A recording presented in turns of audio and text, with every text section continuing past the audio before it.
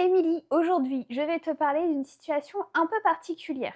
Imagine, tu trouves la maison de tes rêves, mais elle est située en zone inondable sur les bords de l'Oise.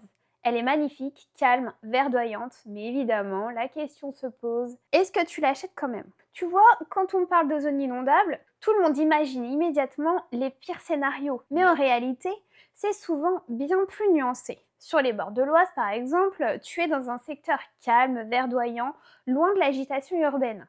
Idéal pour ceux qui aiment la nature, la tranquillité et bien sûr les activités en plein air.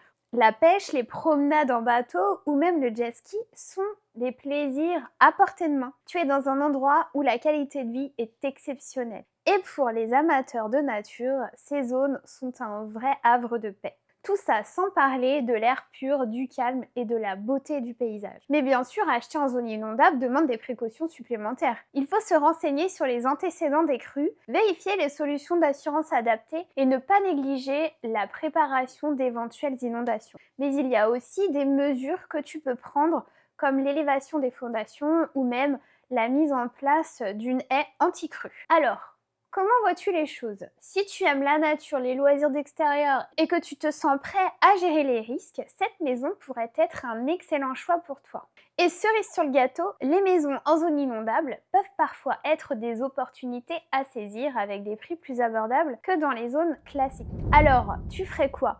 Est-ce que cette maison idéale te fait de l'œil ou tu passes son chemin? Dis-le moi en commentaire et n'oublie pas de t'abonner.